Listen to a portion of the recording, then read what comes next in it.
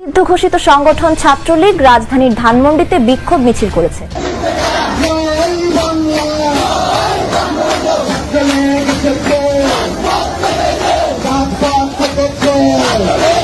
5 তারিখে যে ক্ষতি হয়েছে 100 বছর এটা পূরণ হবে না। শেখ হাসিনারে চাই। শেখ হাসিনাকে বাংলাদেশে আনতে যদি আপনার জীবন দিতে হয় তাও দিবেন। হ্যাঁ দিব। আমাদের কাছে আওয়ামী লীগ সরকারই ভালো ছিল, এরকম সরকার আমরা জীবনে পাইছি না। ছাত্রলীগ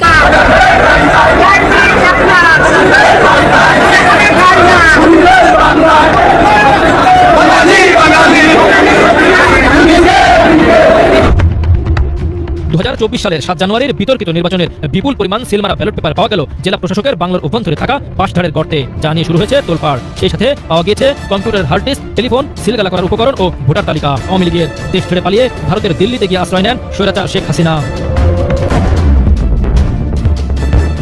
ডক্টর ইউনুসকে নিয়ে সার্জিস আলমের মন্তব্য বাংলাদেশের রাজনীতিতে একটি নতুন মাত্রা যোগ করেছে। একজন নোবেল বিজয়ী যিনি দীর্ঘদিন ধরে রাজনীতির বাইরে থেকেছেন, দেশের সংকটে ছাত্র জনতার অনুরোধে তাকে অন্তর্বর্তী সরকারের দায়িত্ব নিতে হয়েছে। সেই ছাত্রদের একজন মুখপাত্র হঠাৎ করে ডক্টর ইউনুসকে প্রধানমন্ত্রী পদে দেখার ইচ্ছা প্রকাশ করেছেন, যা নতুন রাজনৈতিক বাস্তবতার ইঙ্গিত দিচ্ছে বলে মনে করছেন নেটিজেনরা। মুন্সি সাহেব, উনি টিপু মুন্সি, উনি বলতেন যে সিন্ডিকেট আমরা কিছু করতে পারতেছি না, পরিষ্কার বলছেন। আচ্ছা, প্রশ্ন হচ্ছে সেই আওয়ামী লীগ যখন পতিত হইল, আমি নিশ্চিত করে বলতে পারি সেই সমস্ত জায়গাগুলো খালি হয়ে গেছে। চাঁদাবাজি বলেন, সিন্ডিকেট বলেন, কিন্তু সেই শূন্যস্থান পূরণ করেছে কারা? This is my question. খালি নাই, পূরণ করেছে কারা? যারা শক্তিধর নিশ্চয় তারই। আমার তো দরকার নাই তো, যারা পূরণ করেছে তাদের কাছে দেশ নিরাপদ কিনা। সিম্পল, আপনি একবার বুঝে নেন কারা সিন্ডিকেট। বিএনপির জন্য চোখের সামনে যে কি আছে তারা বুঝতে অনেক কষ্ট হচ্ছে। বিএনপির নেতারা শব্দগুলো ব্যবহার করছেন ধোঁয়াশা অথবা কুয়াশা। এই সরকারের যে বর্তমান অবস্থান, এটা বিএনপি মনে করছে তাদের জন্য একটা ধোঁয়াশামূলক অবস্থান। একদিকে সার্জিস লিখছে আগামী 5 বছরের জন্য ওনাকে প্রধানমন্ত্রী চায়। পিনাকি দাবি করছে নির্বাচন ছাড়াই জাতীয় সরকার গঠন করে ডক্টর ইউনুসকে 4 বছর রাখা উচিত উপপ্রধান উপদেষ্টা তারেক রহমানরে বানাইয়া। বাট গেল কিছুক্ষণ আগে বাংলাদেশে ফিরে এসেছেন আমাদের প্রধান উপদেষ্টা ডক্টর মোহাম্মদ ইউনুস। আসসালামু আলাইকুম এভরিওয়ান, সবাই কেমন আছেন? আশা করছি সবাই ভালো এবং সুস্থ আছেন। ভিডিওর টাইটেল এবং থাম্বনেল দেখে আপনারা ইতিমধ্যে বুঝতে পেরে গিয়েছেন ভিডিওটি কতটা গুরুত্বপূর্ণ হতে যাচ্ছে। সো সম্পূর্ণ পুরো বিষয়টি দেখার জন্য ভিডিওটি এক মুহূর্ত না টেনে সম্পূর্ণ দেখে আসুন। তবে চলুন শুরু করি। 2024 সালের 7 জানুয়ারির বিতর্কিত নির্বাচনের বিপুল পরিমাণ সিলমারা ব্যালট পেপার পাওয়া গেল জেলা প্রশাসকের বাংলার অভ্যন্তরে থাকা বাঁশঝাড়ের গর্তে, যা নিয়ে শুরু হয়েছে তোলপাড়। সেই সাথে পাওয়া গিয়েছে কম্পিউটার, হার্ড ডিস্ক, টেলিফোন, সিলগালা করার উপকরণ ও ভোটার তালিকা। শনিবার নাটোরে জাতীয় গোয়েন্দা সংস্থা সদস্যদের তথ্যের ভিত্তিতে জেলা প্রশাসকের পুরাতন ডাকবাংলো থেকে দ্বাদশ জাতীয় সংসদ নির্বাচনের বিপুল পরিমাণ সিলমারা ব্যালট পেপার উদ্ধার করে আইনশৃঙ্খলা বাহিনীর সদস্যরা। নাটোর 1, লালপুর, বাগাতিপাড়া আসনের নির্বাচনের বিভিন্ন প্রার্থীর প্রতীকে সিলমারা আনুমানিক 100 বস্তা ব্যালটগুলো উদ্ধার করা হয়।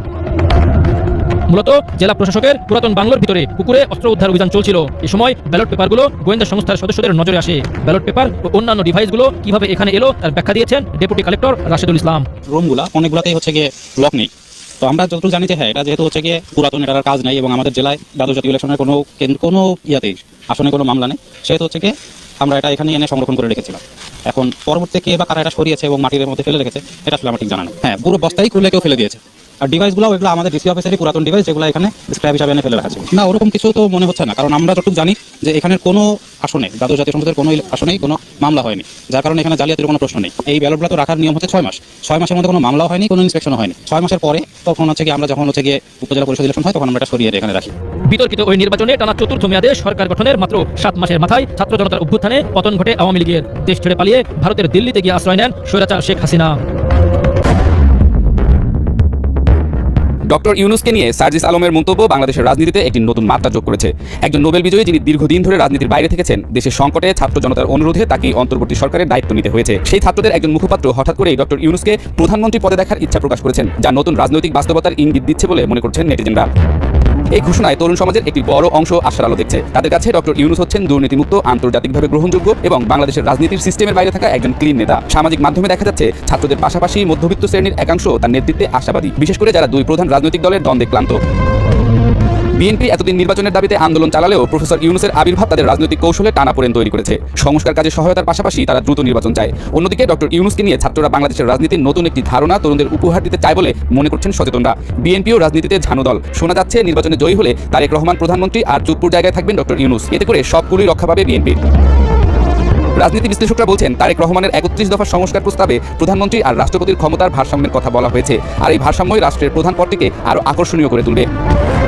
যদি ডক্টর ইউনূস ছাত্রদের আহ্বানে রাজনীতিতে সক্রিয় হন, তাহলে তার কৌশল হতে পারে একটি শিক্ষিত, তরুণ ও নাগরিক সমাজভিত্তিক প্ল্যাটফর্ম গঠন, যেখানে দুর্নীতিমুক্ত ও দক্ষ প্রশাসনের প্রতিশ্রুতি থাকবে। তিনি টেকনোক্র্যাট ও সমাজের বিশিষ্টজনদের সমন্বয়ে একটি জাতীয় ঐক্যমতের সরকার গঠনের রূপরেখা দিতে পারেন, যা দুই দলের বাইরে গিয়ে পরিবর্তনের আশ্বাস দিতে সক্ষম হবে। প্রধান উপদেষ্টা বলছেন নির্বাচন ডিসেম্বর ২০২৫ বা জুন ২০২৬ হতে পারে। ডিসেম্বরে নির্বাচন হলে নতুন রাজনৈতিক শক্তি সংগঠিত হওয়ার সময় কম পাওয়া যাবে, যেটা প্রতিষ্ঠিত সংখ্যাগরিষ্ঠদের জন্য সুবিধাজনক। বিএনপি এই কারণেই দ্রুত নির্বাচন চায়, যাতে তৃতীয় পক্ষ জমে উঠতে না পারে। ইউনূস রাজনীতিতে সক্রিয় হলে দেশের রাজনৈতিক মানচিত্রে বড় পরিবর্তন আসতে পারে। তিনি সরকার ও বিরোধী উভয় পক্ষের জন্য চাপ তৈরি করবেন। একদিকে আন্তর্জাতিক মহলে গ্রহণযোগ্যতা, অন্যদিকে জনগণের অংশে নির্ভরযোগ্যতা। তরুণ ভোটার, প্রথমবারের ভোটার এবং যারা রাজনীতিতে আগ্রহ হারিয়েছে, এই তিন শ্রেণীর ভোটার তার শক্তির উৎস হতে পারে। সবশেষ এই সম্ভাব্য রাজনীতি ও নেতৃত্বের ভবিষ্যৎ নির্ধারণ করবে জনগণ। যদি ইউনূস বিশ্বাসযোগ্যতা অর্জন করতে পারেন, জনগণের হৃদয় জয় করতে পারেন, তাহলে তিনি শুধু বিকল্প নেতা হবেন না, বরং বাংলাদেশের রাজনীতিতে নতুন এক অধ্যায়ের সূচনা ঘটাতে পারেন। তবে তার পথ সহজ নয়। সামনে রয়েছে পুরনো কাঠামো, সংঘাতময় রাজনীতি এবং আস্থার সংকট, যেগুলো তাকে অতিক্রম করেই সামনে এগোতে হবে। নিষিদ্ধ ঘোষিত সংগঠন ছাত্রলীগ রাজধানীর ধানমন্ডিতে বিক্ষোভ মিছিল করেছে।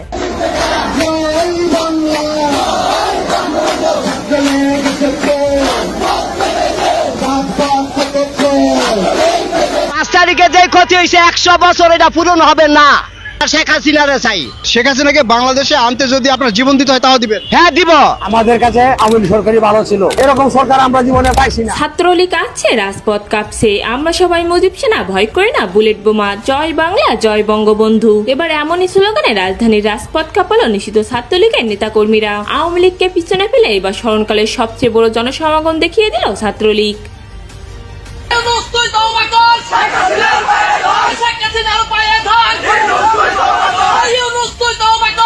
এছাড়া ছাত্রলীগের সমর্থকরা দাবি করছেন ইউনূস সরকার নিজেদের ক্ষমতা ধরে রাখতে আওয়ামী লীগের নেতা কর্মীদের ধরপাকড়, মিথ্যা হামলা মামলার ভয় দেখিয়ে দাবিয়ে রেখেছে। আমাকে চাকরি দিতে পারবে? আমি এজ আ স্টুডেন্ট, আমি গ্র্যাড হয়ে যদি আমার এই ফুটকারে রাস্তা ব্যবসা নামা লাগে, এত হ্যান্ডসাপ করে এখনই ধরেন, আমি যাবো জেলে। এদিকে আবার খেপে উঠেছে দেশের আমজনতা। তাদেরকে যে সমন্বয়ক ও উপদেষ্টারা নিজেদের স্বার্থ হাসিলের জন্য ব্যবহার করেছে, তা এখন তারা ঠিকই বুঝতে পারছে এবং নিজেদের ভুল বুঝে পুনরায় আবারও শেখ হাসিনাকে দেশে ফিরিয়ে আনতে চাইছে। আজ দেশের কি অবস্থা? এই দেশ চালাই তো আওয়ামী লীগ সরকার লাগবো, তাছাড়া তো পারবে না। সত্যি কথা, এখনো ভোট নিয়ে দেখেন 60% আমরা দাদা দিন মজুরি ক্ষেত্রে আওয়ামী লীগ সাপোর্ট করে। গত বছর বিক্ষুব্ধ ছাত্র জনতার আন্দোলনের মুখে পড়ে বাংলাদেশ ছেড়ে ভারতে আশ্রয় নিতে হয়েছে শেখ হাসিনাকে এবং তারপরে গঠিত হয়েছিল মোহাম্মদ ইউনূসের নেতৃত্বাধীন অন্তর্বর্তী সরকার। দেখা গিয়েছিল বাংলাদেশের রাজনৈতিক পট পরিবর্তন হতে। তবে এই মুহূর্তে এসে সবথেকে যে প্রাসঙ্গিক বিষয় হয়ে দাঁড়িয়েছে সেটি হলো হাসিনা পরবর্তী সময়ে দেশের নাগরিক ঠিক কি কি পেলেন, এবং সেই বিষয়ে কথা বলতে গেলে এখন ক্ষুব্ধ জনতা তাদের ক্ষোভ প্রকাশ করছে। এর মাঝে আরো একটি বিষয় জল্পনা ছড়াচ্ছে, তবে কি 28শে মার্চ গভীর রাতে সেনাবাহিনী দেশের ক্ষমতা হাতে তুলে নেওয়ার নতুন পরিকল্পনা করলেন? গত বছর বিক্ষুব্ধ ছাত্র জনতার আন্দোলনের মুখে পড়ে বাংলাদেশ ছেড়ে পালিয়ে আসতে হয় শেখ হাসিনাকে। গঠিত হয় মোহাম্মদ ইউনূসের নেতৃত্বাধীন অন্তর্বর্তী সরকার। রাজনৈতিক পট পরিবর্তন হলো বাংলাদেশে। তবে এখন সবচেয়ে প্রাসঙ্গিক বিষয়, হাসিনা পরবর্তী সময় দেশের নাগরিক কি পেলেন সেটা নিয়ে এখন ক্ষুব্ধ অধিকাংশ মানুষ। কারণ এই মুহূর্তে বাংলাদেশে প্রতিনিয়ত খুন, মারধর, চুরি, ডাকাতি, নারী ও শিশু নিগ্রহ, ধর্ষণের ঘটনা ঘটেই চলেছে, যা থামানোর কোনো লক্ষণ বা পদক্ষেপ নিতে দেখা যাচ্ছে না মোহাম্মদ ইউনূসের তদারকি সরকারকে। ফলে তারা এখন সেনা শাসন চাইছেন। তবে 28শে মার্চ গভীর রাতে কি সেনা দেশের শাসন হাতে তুলে নেওয়ার পরিকল্পনা করলেন? কিন্তু জানা যাচ্ছে সেনা প্রধান জেনারেল ওয়াকারুজ্জামান সেনা শাসনের পথে যেতে নারাজ। তিনি শান্তি স্থাপন করতে চান। কিন্তু প্রশ্ন উঠছে, যে দেশে জঙ্গিদের মুক্তাঞ্চল গড়ে উঠেছে সেই দেশে শান্তি প্রতিষ্ঠা করা কতটা কঠিন সেটা রীতিমতো টের পাচ্ছেন সেনা প্রধান। তিনি এখন নিজেই স্বীকার করছেন যে কোনো সময় বাংলাদেশে বড় ধরনের নাশকতামূলক হামলা হতে পারে। আর এই খবর এসেছে বিভিন্ন গোয়েন্দা সূত্র থেকে। কিন্তু সেনা প্রধান কেন নিজের হাতে ক্ষমতা তুলে নিচ্ছেন না অথবা রাষ্ট্রপতি শাসন জারি করছেন না, সেটাই এখন মূল ভাবার বিষয় হয়ে দাঁড়িয়েছে। তবে একটা বিষয় পরিষ্কার, সেনা প্রধান ওয়াকারুজ্জামান এই পরিস্থিতিতে টানা পড়ে গিয়েছে। কারণ তার উপরে সৃষ্টি হচ্ছে প্রবল চাপ, একদিকে ভারত, অন্যদিকে মার্কিন যুক্তরাষ্ট্র। উল্লেখ্য, সম্প্রতি দুদিনের সফরকালে lieutenant general Joel P Vowell অতিরিক্ত বাংলাদেশি সেনাপ্রধান জেনারেল ওয়াকারুজ্জামান সহ ঊর্ধ্বতন কর্মকর্তাদের সঙ্গে বৈঠক করেন। বৈঠকে বাংলাদেশ সেনাবাহিনীর সঙ্গে যুক্তরাষ্ট্রের সেনাবাহিনীর দীর্ঘদিনের দৃঢ় সম্পর্ক অব্যাহত রাখার প্রতিশ্রুতি ব্যক্ত করেন তিনি। সেই সঙ্গে তিনি পারস্পরিক নিরাপত্তা, স্বার্থ ও চলমান সহযোগিতার বিষয়গুলিও তুলে ধরেন। এখন প্রশ্ন, আচমকা কেন তিনি বাংলাদেশ সফরে এলেন? বাংলাদেশ সেনাবাহিনীর তরফে জারি করা বিবৃতিতে যদিও বলা হচ্ছে আরাকান আর্মি সংক্রান্ত কিছু বিষয় আলোচনা এবং বাংলাদেশের সেনাবাহিনীর কর্মদক্ষতা বাড়ানো নিয়েই আলোচনা হয়েছে এই বৈঠকে, কিন্তু এটাই কি সত্যি? খবর পাওয়া যাচ্ছে মূলত ইউনূসকে হটানোর নির্দেশ দিয়ে গেলেন এই মার্কিন সেনাকর্তা। অপরদিকে ওয়াকারুজ্জামানের কাছে ভারতের প্রবল চাপ রয়েছে, কারণ যে ভারতীয় গোয়েন্দাদের রিপোর্টের ভিত্তিতে নিজের পদ রক্ষা করতে পেরেছিলেন সেনাপ্রধান, আর ভারতও চায় দ্রুত ইউনূসকে সরিয়ে সেখানে নির্বাচনের মাধ্যমে একটি স্থায়ী সরকার আসুক। ফলে এখন দেখার এই উভয় চাপ সামলানোর ক্ষমতা ও দেশের ক্ষমতা নিজের হাতের মুঠোয় নিয়ে আসার সাহস কতটা রয়েছে সে দেশের সেনাবাহিনীর প্রধান জেনারেল ওয়াকারুজ্জামানের। ব্যুরো রিপোর্ট, নিউজ বর্তমান। মুন্সি সাহেব, উনি টিপু মুন্সি, উনি বলতেন যে সিন্ডিকেট আমরা কিছু করতে পারতেছি না, পরিষ্কার বলছেন। আচ্ছা, প্রশ্ন হচ্ছে সেই আওয়ামী লীগ যখন পতিত হইল, আমি নিশ্চিত করে বলতে পারি সেই সমস্ত জায়গাগুলো খালি হয়ে গেছে। চাঁদাবাজি বলেন, সিন্ডিকেট বলেন, কিন্তু সেই শূন্যস্থান পূরণ করেছে কারা? This is my question. খালি নাই, পূরণ করেছে কারা? যারা শক্তিধর নিশ্চয় তারাই। আমার তো দরকার নাই তো, যারা পূরণ করেছে তাদের কাছে দেশ নিরাপদ কিনা। সিম্পল, আপনি একবার বুঝে নেন কারা সিন্ডিকেট। দুই আসেন আইন শৃঙ্খলা বাহিনী, দুইটা কারণে সক্রিয় হবে আইন শৃঙ্খলা বাহিনী। Number one, if Yunus is removed, কালকে ইউনূস সাহেব ধাক্কা দা বাইর করে দেন, রাজ্জাকিরে বসান, সমস্ত প্রশাসন নামবে, আরামসে কাজ করবে। তাহলে কি আমি বেশি যোগ্য? নো, আমাকে ভর্তা বানাইতে পারবে প্রশাসন। এই জন্য ইউনূস সাহেবের লোম টাচ করতে পারতেছে না কেউ। বাংলাদেশে ইউনূস সাহেবের লোম টাচ করার কোনো লোক নাই। আমি যদি প্রধান উপদেষ্টা আর ইউনূস সাহেব যদি স্বরাষ্ট্র উপদেষ্টা বানাই রাখি, তাও একই কাজ হবে। His presence in the state is enough. আরেকটা যদি বলেন যে ইউনূস সাহেব থাকবে না, নির্বাচন হবে, ইউনূস সাহেব থাকবে অন্য কোন প্রক্রিয়ায়, রাষ্ট্রপ্রধানকে সরাই দেন, তাতে আইন শৃঙ্খলা বাহিনী কাজ করবে।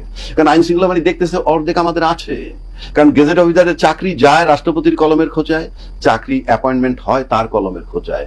হি ইজ অ্যালাইভ, সে আছে। সুতরাং ভয় তাদের কম। আপনি চাকরিচ্যুত করতে পারতেছেন না, স্বাক্ষরটা কিন্তু রাষ্ট্রপতি করবে। এবং আমরা অতীত দেখছি যখন মাঠে মার্শাল মানে আর্মি নামে, তারপরে কাজ হয় না। This is first time. STC power দেওয়ার পরও যখন আর্মি কাজ করতে পারে না, নাথিং, এটা আই ওয়াশ, সিগন্যাল আছে, করবা না, তা নাহলে হয় না কেন? মাই কোশ্চেন ফিনিশ নেই। এইবার আসেন আপনার তিনটা চ্যাপ্টার। বাংলাদেশে ছাত্ররা বিদায় দিয়ে দিছে, ছাত্ররা না, আমি ছাত্র আসে মেইনলি তাদের ফোকাস, সবাই একত্র হয়ে আইসে কি করছে, হাসিনাকে সরাই দিয়ে আমাকে বসায় দিল। বসায় দেওয়ার পর কি হইল? সেকেন্ড ধাপটা আসলো যে রাষ্ট্রপতিকে সরাইতে হবে, কারণ তো মসজিদের ইমাম না, আগেও বলছি এখনো। দেখতে পেরেছেন ভিডিওটি কতটা গুরুত্বপূর্ণ। তো এরকম গুরুত্বপূর্ণ ভিডিও আরও পাওয়ার জন্য চ্যানেলটি অবশ্যই সাবস্ক্রাইব করে রাখবেন এবং দেখা হচ্ছে পরবর্তী ভিডিওতে। সে পর্যন্ত সবাই ভালো থাকবেন, সুস্থ থাকবেন। আল্লাহ হাফেজ।